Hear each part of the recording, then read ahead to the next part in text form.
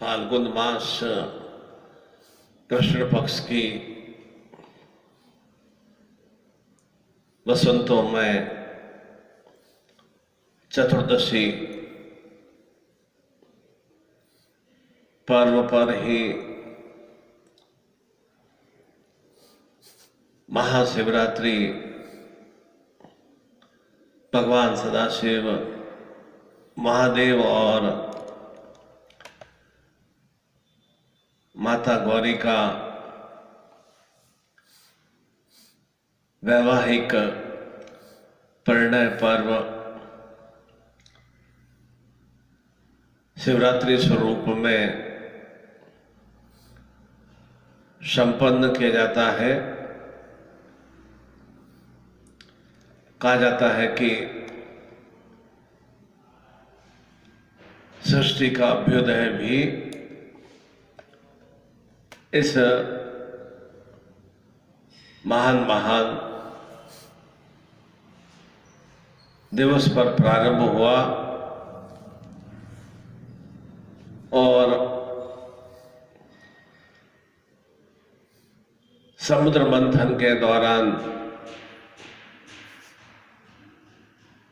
अनेक स्वरूपों में 14 रत्न निर्मित हुए और उनमें सर्वप्रथम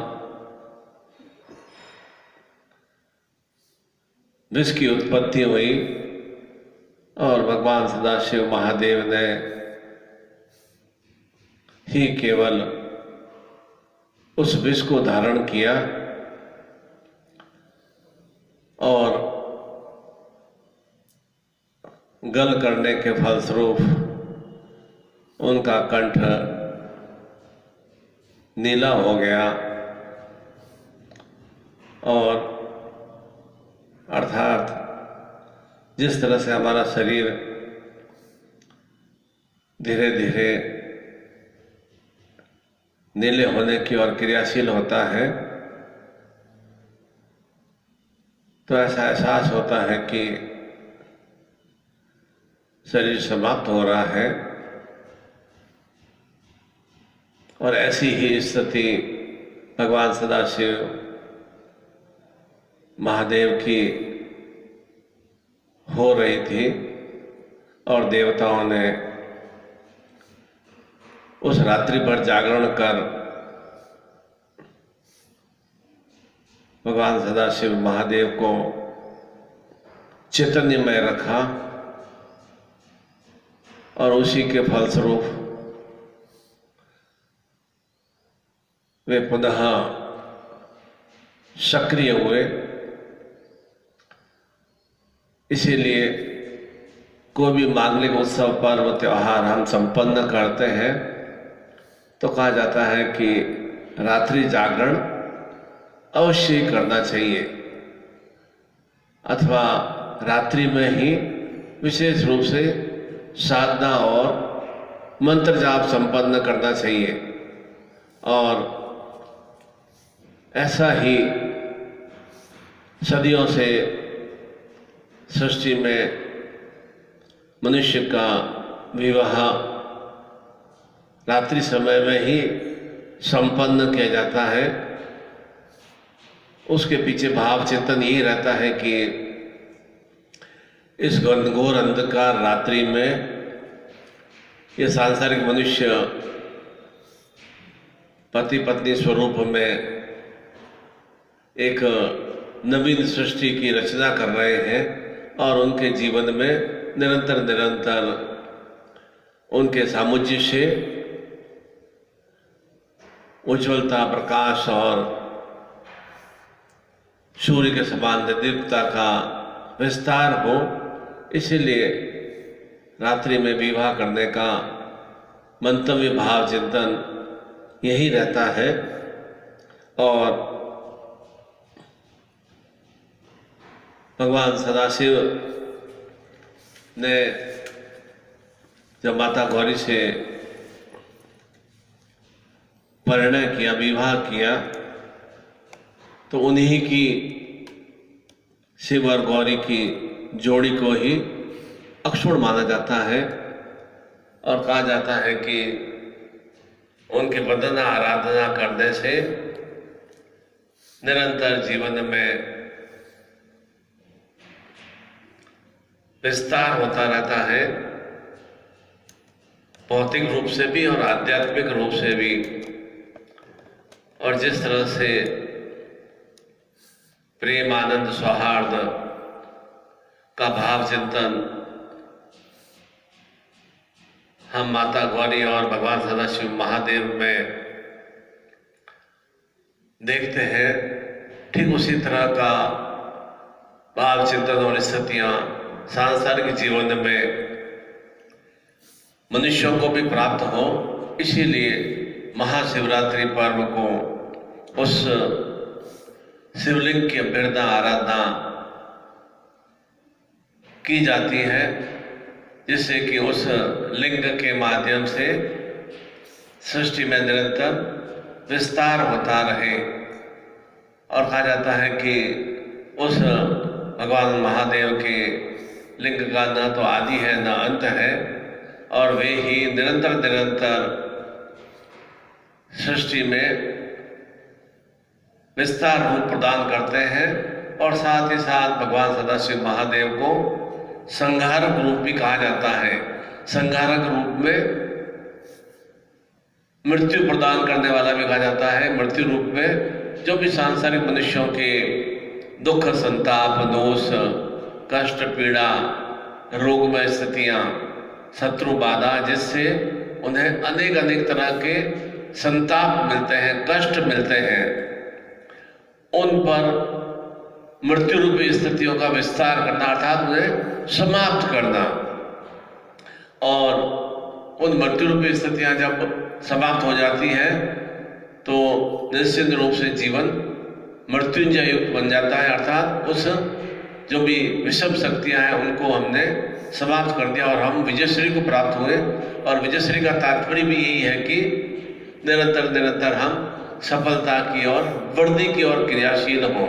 वही विजयश्री का भाव चिंतन है।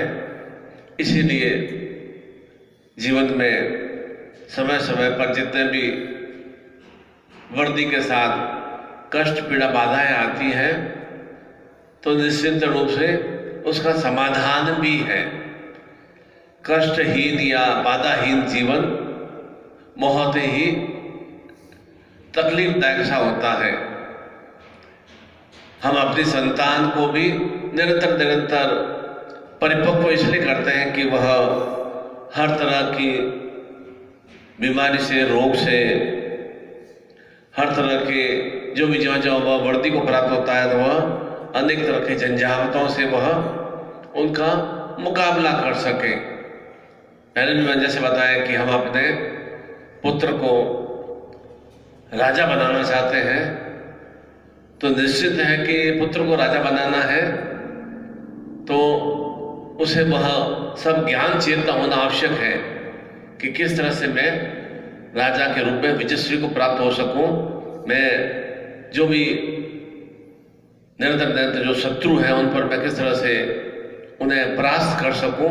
वह मेरे में एक शक्ति का भाव, एक चेतना का भाव चित्त होना चाहिए। और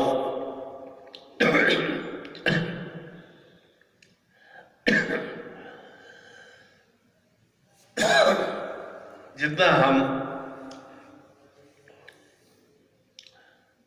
शक्ति से युक्त होंगे उतना ही जीवन में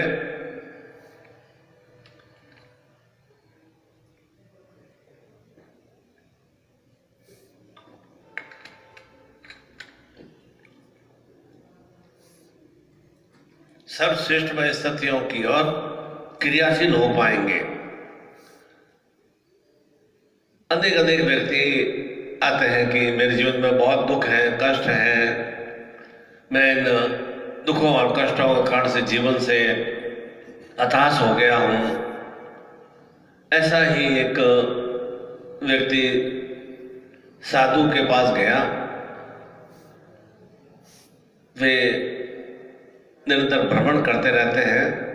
एक जगह गांव में वे रुके हुए थे। किसी के घर में और उस व्यक्ति ने अपना दुखड़ा सुनाया।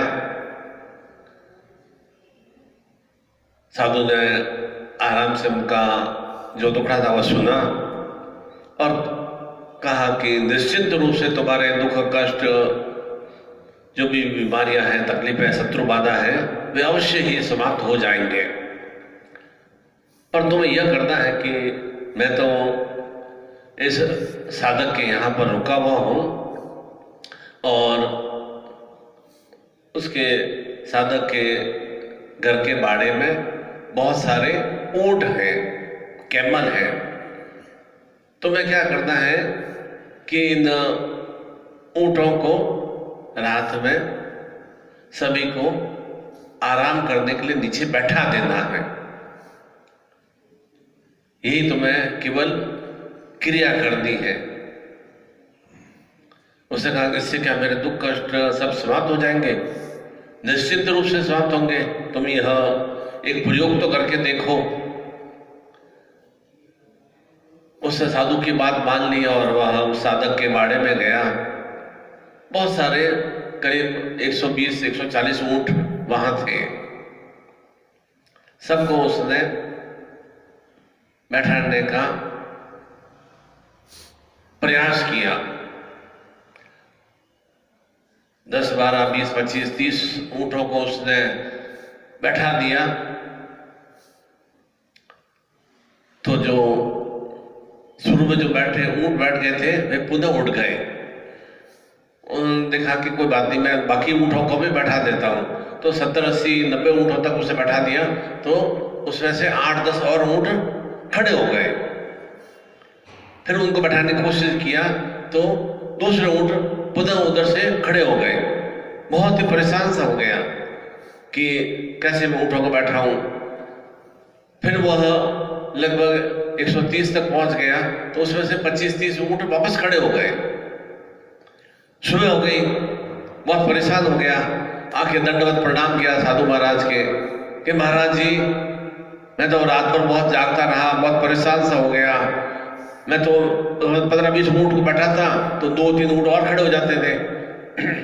15-20 और ऊंट को बैठाता तो 4-5 और ऊंट खड़े हो जाते थे।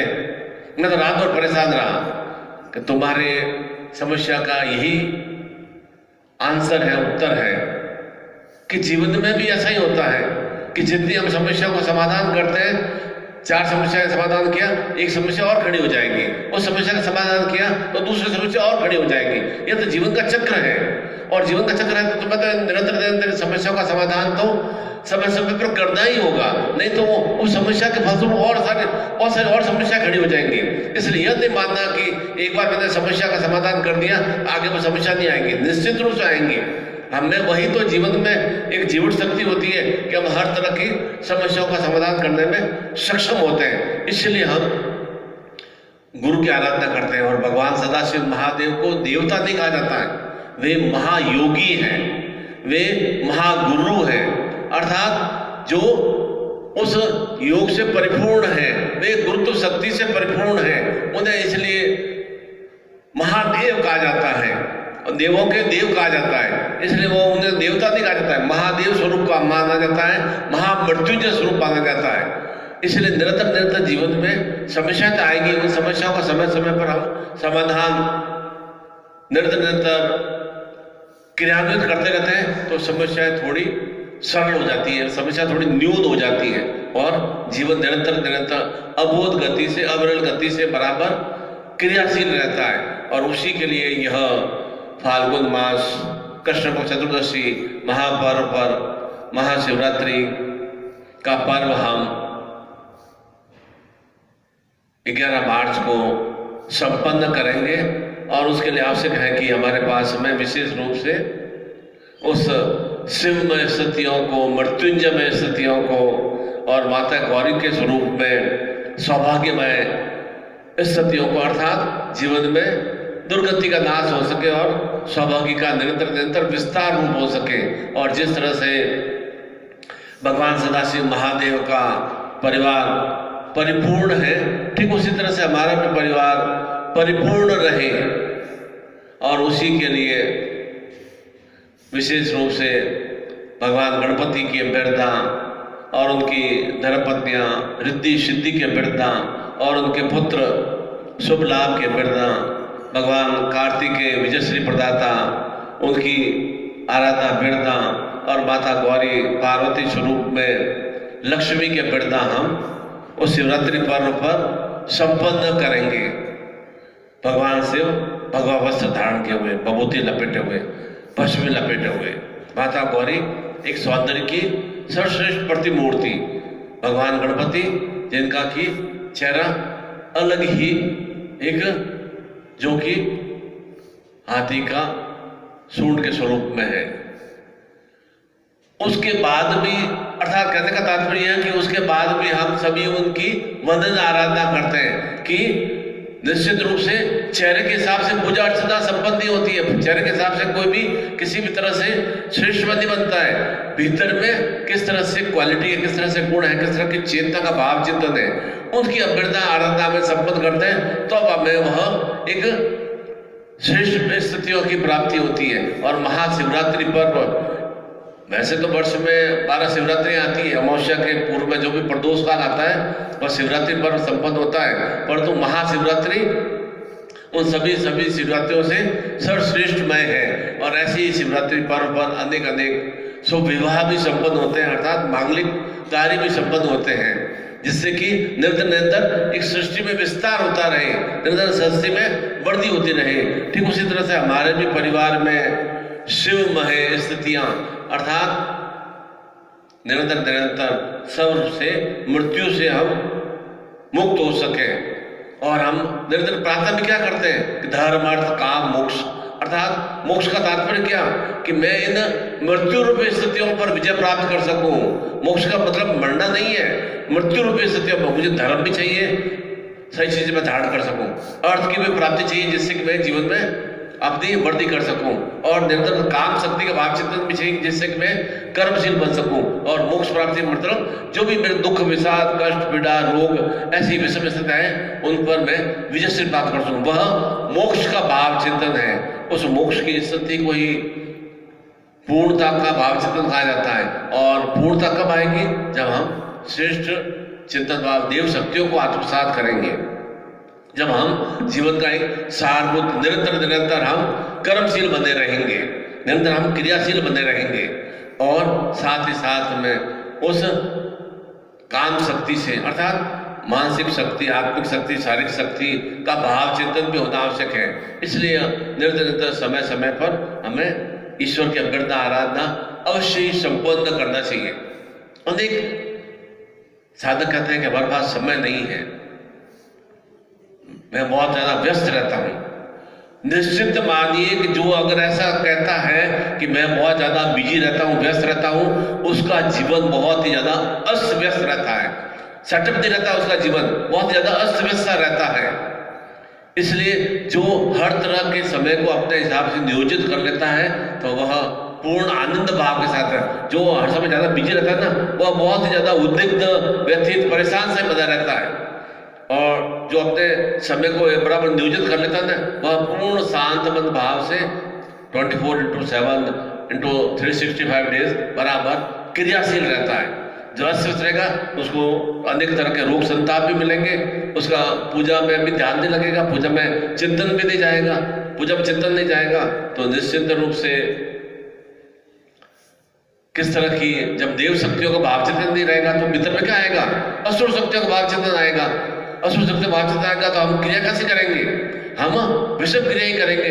इसलिए निरंतर निरंतर ईश्वर की आराधना अभ्यर्थना समय समय पर 40 मिनट 1 घंटा अवश्य ही 24 घंटे में करना ही चाहिए, जिससे कि हमें निरंतर निरंतर उन श्रेष्ठ शक्तियों से हम युक्त हो सके, हमें ऊर्जा का भाव चिंतन रहता है कि नहीं आज मैंने अभ्यर्थना पूजा आराधना संपन्न किया है और मेरे भीतर में आज विशेष ऐसा महाशिवरात्रि का पर्व है और इस तरह से मुझे अभिषेक की क्रिया संपन्न करना है। माता जी के साथ, गुरु जी के साथ, गुरु परिवार के साथ मैं विशेष मुहूर्त काल में अभिषेक क्रिया संपन्न करूंगा और विशेष रूप से सामग्री के रूप में कुंभ अमृत शिव गौरी यंत्र, अर्थात क्या चाहिए हमें, अभी महाकुंभ भी क्रियाशील है, हरिद्वार में महाकुंभ भी चल रहा है और हमें क्या चाहिए, वह अमृत रूपी स्थितियों की प्राप्ति चाहिए, जो कि निरंतर निरंतर मेरे जीवन में विश्व रूपी स्थितियां समाप्त हो सके, मेरे जीवन में जो भी कड़वाहट है, दुख विषाद है, वे समाप्त हो सके और निरंतर में अमृत स्थितियों से युक्त हो सकूं। और साथ ही साथ में निर्देश्वर शिवलिंग अर्थात निरंतर निरंतर जिस तरह से निर्देश्वर शिवलिंग एक जाज्वल्यमान प्रकाशमान क्रियाशील है, उसी तरह से उस शक्ति के माध्यम से मैं भी निरंतर क्रियाशील रह सकूं और साथ ही साथ सर्व शत्रुअंता पाप क्षय दोष युक्त विश्व बाधा मुक्ति लॉकेट आपको प्राप्त होगा। सर्व शत्रुअंता पाप क्षय दोष विश्व बाधा मुक्ति लॉकेट आपको प्राप्त होगा और अखंड सुहाग सौभाग्य माला भी प्राप्त होगी। वह लॉकेट का तात्पर्य क्या है, अनेक जीवन में शत्रुरूपी स्थितियां हैं और शत्रुरूपी स्थितियों के कारण से हम व्यतीत और परेशान से ज्यादा हो जाते हैं और सही कार्य हम संपन्न नहीं कर पाते हैं और उसी के कारण से हम निरंतर बहुत ही उद्विग्न और परेशान से रहते हैं। तो उसके निदान के लिए हमारे पास में कुछ विशेष रूप से और शक्ति का भाव चिंतन भी होना चाहिए और जो भी जीवन में दुख संताप रोग कष्ट पीड़ा मानसिक उद्विग्नता है, वह भी एक तरह से जीवन का विषपूर्ण स्थितियां हैं, उनका ये मेरे जीवन में शत्रु अनेक है, तो उसका निदान किसको करना है, मुझे ही तो करना है। मेरे भीतर में अनेक तरह के कुविचार हैं, मेरे भीतर में अनेक तरह की विषपूर्ण स्थितियां हैं, तो उन विषपूर्ण स्थितियों का निदान किससे करना है, मुझे तो निदान करना है। नहीं तो क्या होगा, वह विषपूर्ण घड़ा मेरा और अधिक बढ़ता जाएगा, तो मैं जीवन में आनंद नहीं ले पाऊंगा, प्रसन्न मैं नहीं हो पाऊंगा। उसी के लिए विशेष रूप से लॉकेट और सर्व सौभाग्य सुहाग रक्षा माला अर्थात जीवन में जो भी दुर्भाग्य वाली भावना चिंतन हो, दुर्गति वाली भावना चिंतन हो, वे समाप्त हो सके, उस माला के माध्यम से हम विशेष रूप से मंत्र जाप भी संपन्न करेंगे और संकल्प शक्ति के साथ वंदनी माता जी के साथ और मेरे द्वारा विशेष रूप से महामृत्युंजय रुद्राभिषेक पूर्ण विधि विधान से जो भी उसके अष्टाध्यायी हैं, उन अष्टाध्यायी मंत्रों के साथ और जो पंचद्रव्य है और भी विशेष रूप से सामग्री है, वह सामग्री आपको बता दी जाएगी। तो विशेष रूप से इस तरह से विधि विधान से हम संपन्न करते हैं तो निश्चित रूप से जीवन लघु से विशालता की ओर अग्रसर होता है। पहले मैंने क्या बताया था, रावण के पास में क्या था, सोने की लंका थी, पुस्तक विमान था। राम के पास में क्या था, केवल 14 साल का वनवास था। वंदना किसकी करते हैं, राम की करते हैं। कंस भी मथुरा वृंदावन का राजा था। भगवान कृष्ण का जन्म कहां पर हुआ, कारागार में हुआ। वे क्या कहलाए, योगेश्वर मय कहलाए, योग भोग शक्ति से युक्त कहलाए। भगवान सदाशिव महादेव का जीवन कैसा था, मैंने क्या बताया, कैसे कैसे उनके परिवार के सदस्य थे। अमृत का पान किसने किया, राहु और केतु ने किया। विष का पान किसने किया, भगवान से महादेव ने किया और वे क्या कहलाए, महादेव कहलाए। जब देवी देवताओं का जीवन इतना सरल नहीं है, श्रेष्ठ नहीं है, तो अब तो सामान्य मनुष्य है, तो हमारा मनुष्य में जीवन सरल कैसे हो सकता है। उन्होंने संघर्ष किया, इसीलिए वो उत्तरोत्तर सामान्य स्वरूप से वे विशालता स्वरूप में देव शक्तियों से युक्त हुए। तो हम भी निरंतर निरंतर अपने आप को क्रियाशील रखते हुए, देव शक्तियों से युक्त रखते हुए अपने आप अपने जीवन को भी बहुत ही सर्वश्रेष्ठ बना सकते हैं। इसलिए निरंतर जो जीवन में संघर्ष की भावना रखता है, अर्थात संघर्ष किससे करना है, मेरे भीतर में कुविचार है, उससे अपने आप को संघर्ष करना है। मेरे भीतर में कर्महीनता है, उससे अपने आप को संघर्ष करना है। क्यों नहीं मेरे भीतर में क्रियाशीलता रह पाती है, वही चिंतन करना है। जब मेरे भीतर में आलस्य आ सकता है, प्रमाद आ सकता है, असत्य आचरण आ सकता है, तो इसके विपरीत की सत्य में आ सकती है ना। निरंतर कर्मशील भी बन सकता हूँ, क्रियाशील भी बन सकता हूँ, निरंतर चैतन्यवान भी बन सकता हूँ। ऐसी बात, जब मैंने आलस्य को भीतर में आत्मसात किया, असत्य को भीतर में आत्मसात किया, तो मैं सत्य को भी तो मैं भीतर में आत्मसात कर सकता हूँ ना। ये तो विषपूर्ण स्थितियां हैं, मुझे विषपूर्ण स्थितियों का समापन करना है, तो मुझे जो भी श्रेष्ठ स्थितियां हैं उसे मुझे आत्मसात करना पड़ेगा। वही भावना चिंतन इस महाशिवरात्रि पर्व पर हम संपन्न करेंगे और आवश्यक है कि प्रत्येक साधक साधिका बालक बालिका विशेष रूप से इस महाशिवरात्रि पर्व को आनंद के साथ साधनात्मक रूप से संपन्न करें। और विशेष रूप से उन बालक बालिकाओं से हाथ जोड़ के, बहुत ही बड़ी बड़ी हाथ जोड़ के प्रार्थना है कि अभी आपका परीक्षा का समय प्रारंभ हो रहा है। किसी भी तरह से व्यतीत होने की आवश्यकता नहीं है। आपके पास में अभी 2 महीने भी पड़े हैं, वहीं से परीक्षा प्रारंभ हो रही है। आप पूरा ध्यान चिंतन अपनी पढ़ाई की ओर अब देंगे। निश्चित रूप से आप 2020 में मार्च में एग्जाम दिया, उसमें आपके मान लो 70% आए। निश्चित मानिए, मैं वचन देता हूं कि आपको अबाउट 70% से ऊपर ही नंबर आएंगे। कर्मशील आपको होना पड़ेगा। ये मत सोचिए कि नहीं मेरे तो क्लास ही नहीं, पूरे साल भर क्लास ही नहीं लगी, मैं तो टीचर से कुछ गाइडेंस नहीं ले पाया, 8-10 महीने पढ़ाई नहीं कर पाया। आप 8-10 महीने तो छोड़ दीजिए, आप 2 महीने आप पढ़ाई कर लेंगे, निरंतर दें तो अपने आप क्रियाशील कर देंगे ना। अब वो 80% से ऊपर आपके निश्चित रूप से नंबर आएंगे। और ये मैं आपको गारंटी के साथ कहता हूं। पर तुम नंबर निवेदन है कि आप माता पिता के आज्ञा माने, वे भी तो गुरु रूप में है, और गुरु के आगे में माने। आपका लक्ष्य क्या है कि मुझे अच्छी शिक्षा को आत्मसात करना है, केवल वही लक्ष्य है। उसी लक्ष्य की ओर ध्यान। मंगल मैं कामना करता हूं कि निरंतर आपके अक्षुण रूप में, कोटि कोटि रूप में यह महाशिवरात्रि पर्व आप गुरु परिवार के साथ संपन्न करें। बोलो सद्गुरुदेव भगवान की जय। ओम हर